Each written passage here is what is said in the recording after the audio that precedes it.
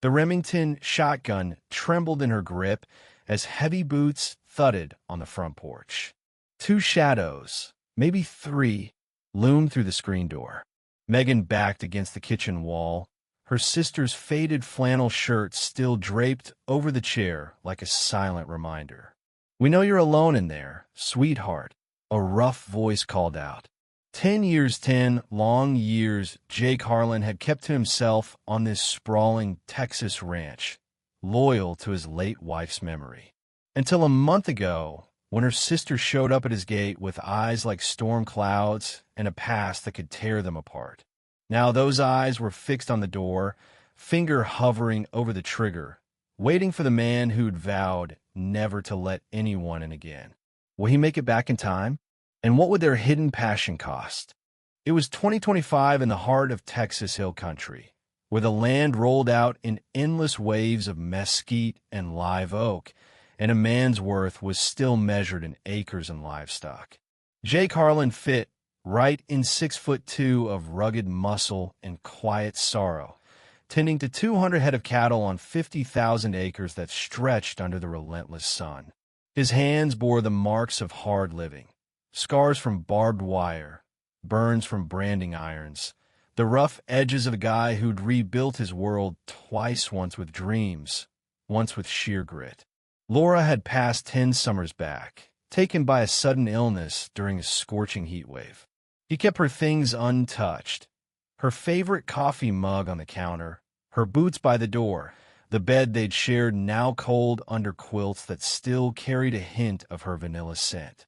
Neighbors brought casseroles. Their daughters lingered at fence lines with hopeful smiles.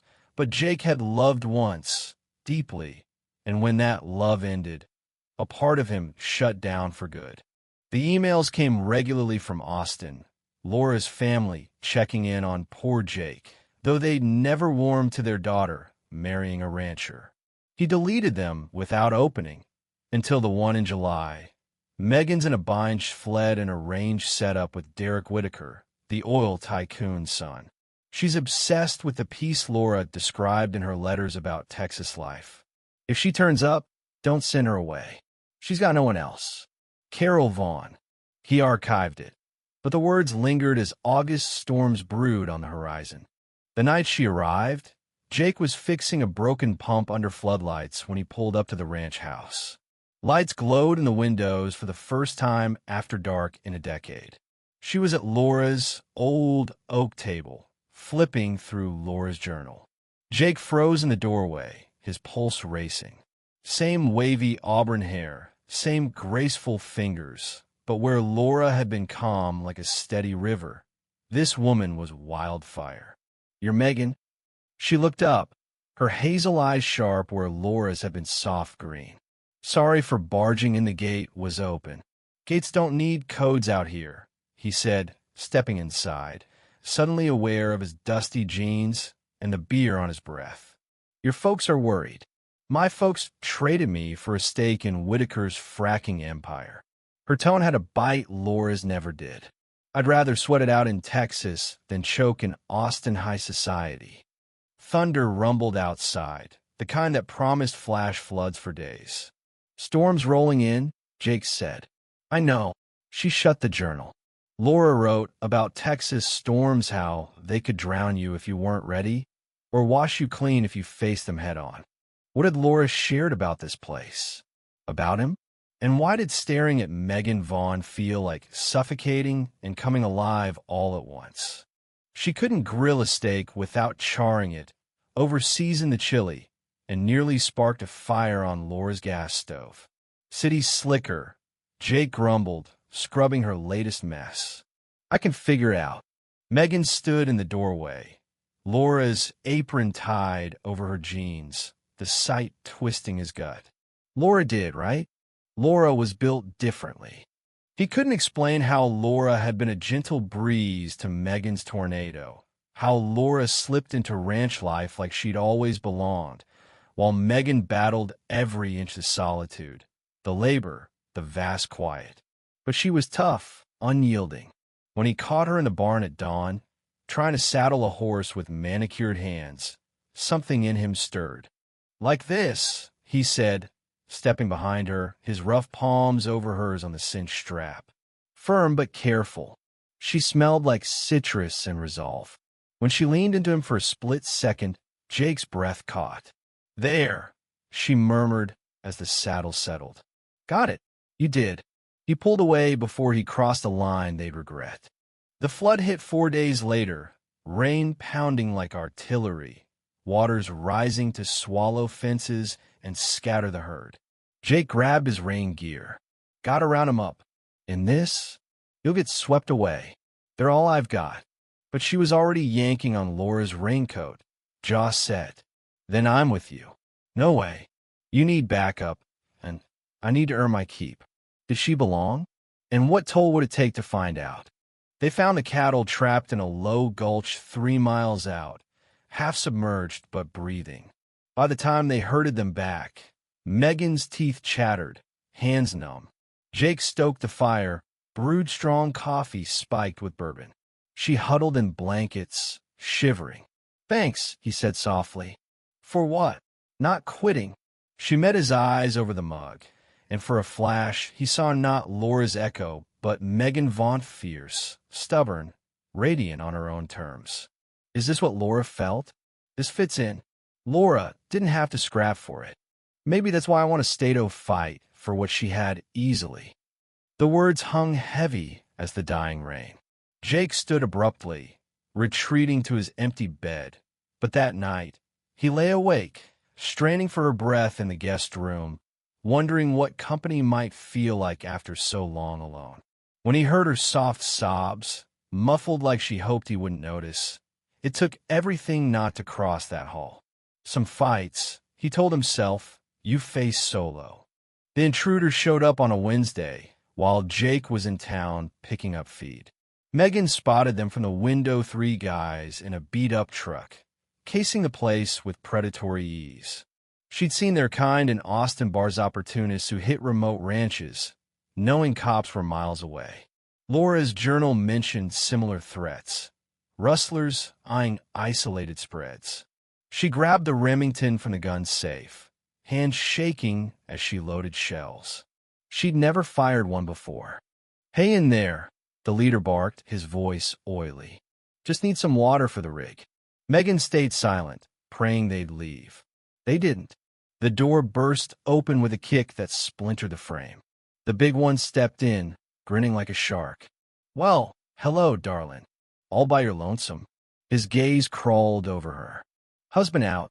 Gone, she said, voice steadier than her pulse. Won't be back till dark. Plenty of time to chat. The second guy appeared, wiry with a tattooed neck, sneer twisting his face. We can get really friendly. The shotgun felt like lead. Back off. Or what? You gonna pull that trigger, princess? But you don't even know which end bites. She leveled it at his chest, like she'd seen Jake do. I know plenty. He lunged. The blast echoed, buckshot peppering the wall inches from his ear. Both froze. Next one center mass, she said, pumping the action. Your call. For a beat, she thought they'd bolt. The leader's eyes narrowed, weighing her shake. Then he smirked. 2 shells left. Think you can tag us all? They fanned out. Megan retreated to the counter, swinging the barrel. Easy, honey, the tattooed one cooed. No need for drama. We're just neighborly. The third slipped in from the back, grabbing for her arm. She fired again, clipping his shoulder. He howled, blood blooming. 1 shell left. The leader drew a knife. Bitch, you hit Tommy. Should have turned tail. But her arms quivered now, fear spiking. The leader advanced, blade glinting, and Megan knew she was done. The front door slammed wide. Jake Harlan stormed in like a thunderclap, his Glock drawn. His eyes scanned. Megan cornered. The wounded guy slumped, the leader poised to strike. Drop it. Cold. Final atone of a man who defended his land before. The leader hesitated. Jake's shot rang out, shattering the knife from his hand, taking a finger too. The guy screamed, crumpling. All of you out, or I finish it. They scrambled, leaving blood and curses. Truck tires screeched away. Megan stood rigid, shotgun clutched. The adrenaline crash hit. Megan. Jake's voice softened, approaching slowly. You're okay. She looked at him, seeing the raw terror he masked. I thought. Her knees buckled. He caught her, pulling her close. His heart thundered against hers. You held your ground, he murmured into her hair. Laura's gun in a Vaughn woman's hands, those punks didn't stand chance. She lifted her face, inches from his. The air crackled. This was at the edge of the abyss. He kissed her. Soft at first, a tentative spark, then fierce, a decade's ache unleashed. She tasted like bourbon and bravery, her hands tugging his shirt. Jake forgot the world, backing her to the counter, lips trailing her neck. She gasped, the sound igniting him. His fingers fumbled her buttons. She worked his belt. This was reckless, a betrayal, but it felt like home. Her shirt fell away, skin glowing in the light. Jake's hands trembled, reaching in froze. On the shelf, Laura's photo stared, eyes frozen in time. His wife, his forever love, who died in this kitchen while he held her, promising eternity. Guilt slammed like a fist. I can't. He stepped back, breath ragged. God, I can't.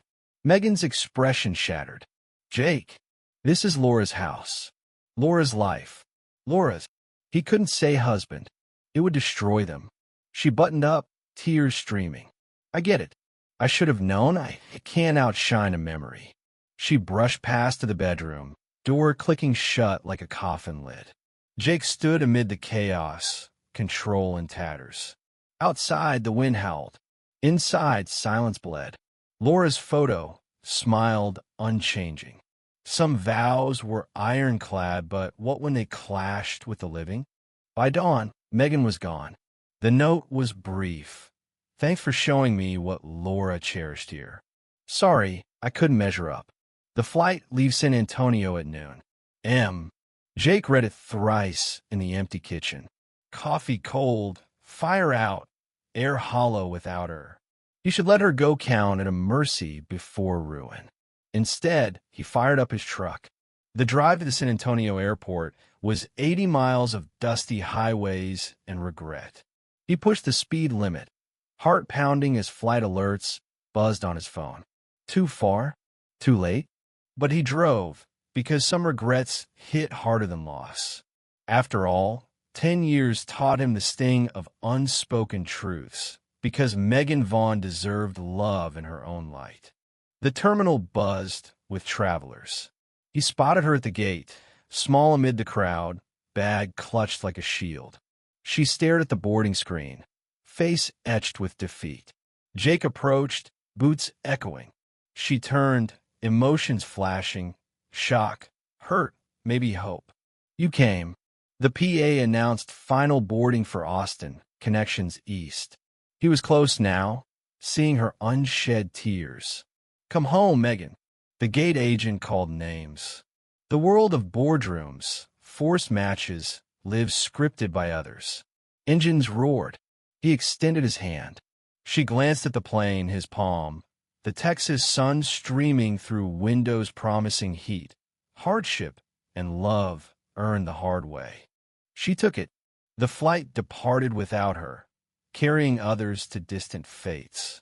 Jake and Megan walked out together, hands linked toward the truck and the vast horizon. Took me too damn long to see, he said. I wasn't holding on to Laura, was hiding from life. She smiled, not Laura's soft one, but fierce and true. I wasn't running away. I was running to this. What do you think about Jake's choice to let go of the past? Was Megan right to fight for a place in his world? Or should she have walked away sooner? Share your opinions in the comments below. Tell me your stance, where you're watching from, and why this story hit home. Let's debate it out.